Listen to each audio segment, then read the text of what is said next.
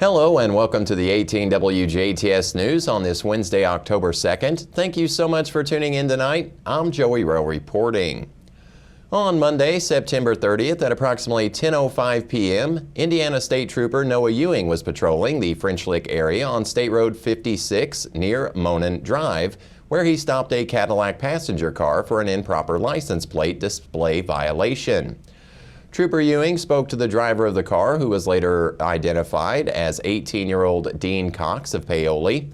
During the interaction, Trooper Ewing recognized indicators of criminal activity and requested Cox exit the vehicle.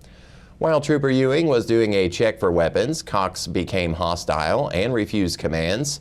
A brief struggle ensued with Cox and he was placed into handcuffs.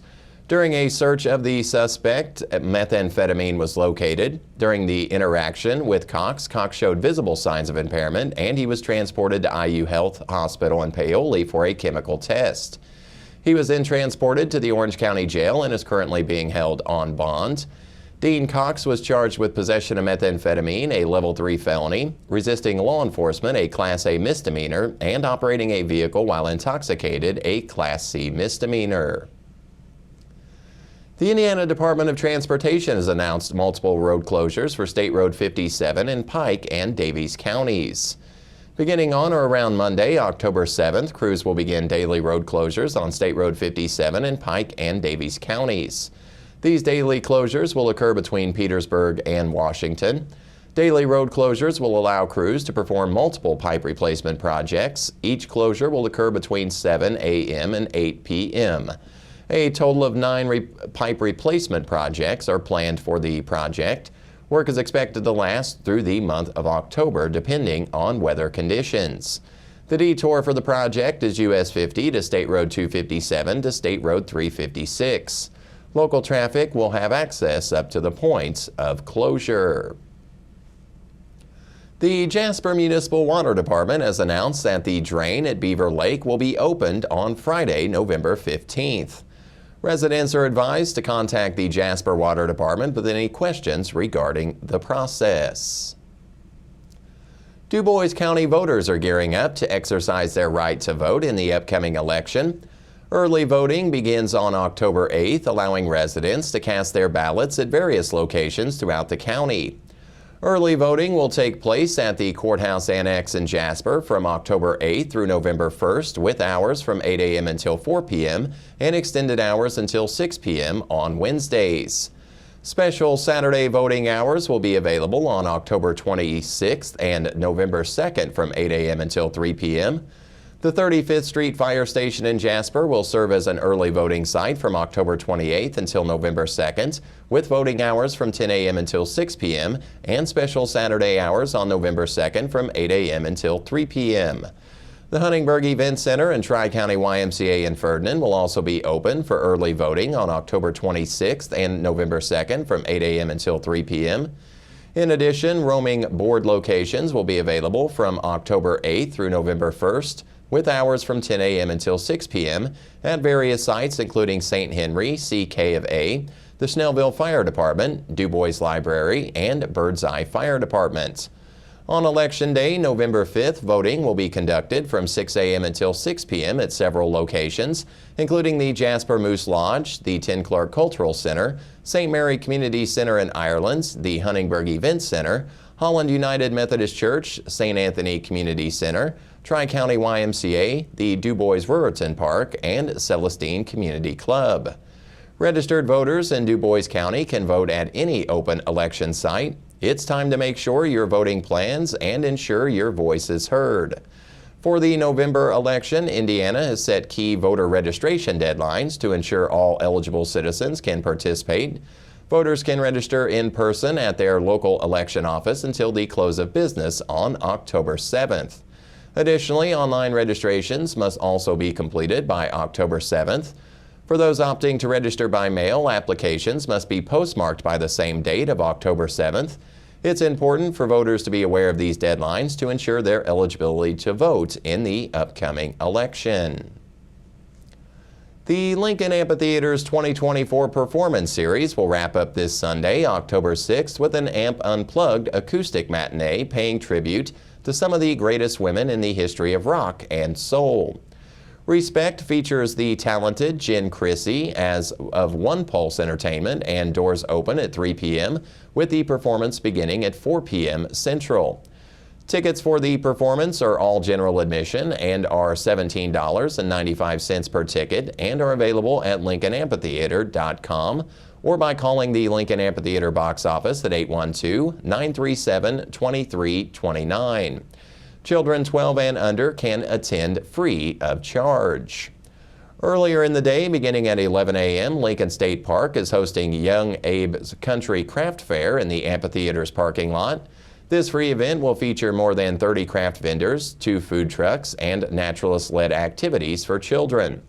At 2 o'clock in the parking lot tents, Sips Then Songs, a free wine tasting event featuring the regional wines of Monkey Hollow Winery and Distillery and Tell City's Bottom of the Barrel wines, will begin.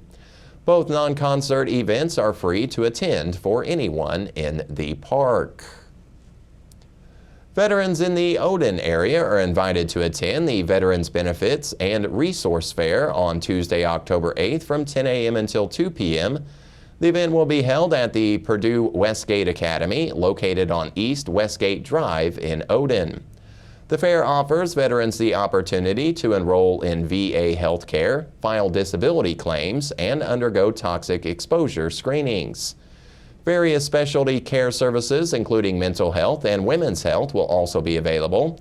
Representatives from the U.S. Department of Veteran Affairs will be on site to answer questions regarding VA eligibility, the PACT Act, and other federal and state VA benefits. For more details, you can visit va.gov or follow the Indy VAMC social media pages for updates. The Du Bois County Democrats are joining forces with the Indiana Rural Summit to host an important community event. This summit they are holding will take place at the Ferdinand Senior Center on Wednesday, October 9th at 6:30 p.m. Eastern and will cover critical issues affecting southern Indiana's rural communities. The Indiana Rural Summit is composed of 12 House District candidates representing over 30% of southern Indiana. Together, they are engaging thousands of rural voters to address the pressing concerns of the region. Teresa Kendall, candidate for House District 63, and Bob Compton, candidate for House District 74, will lead this event, facilitating discussions on key topics including the Mid-State Corridor, funding public education, and health care access. This free event is an opportunity for community members to learn, engage, and share their thoughts on these important issues. Attendees will be treated to a complimentary taco bar, and a cash bar will also be available. For more information, you can contact Teresa Kendall at 812-827-2508.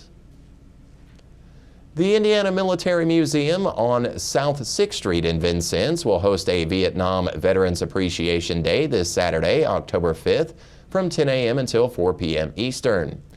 Vietnam veterans will receive free admission as part of a Welcome Home celebration. Visitors can experience paid flights on a restored Huey helicopter operated by Indiana Air Search and Rescue, which flew in Vietnam. Vietnam veterans can fly for free.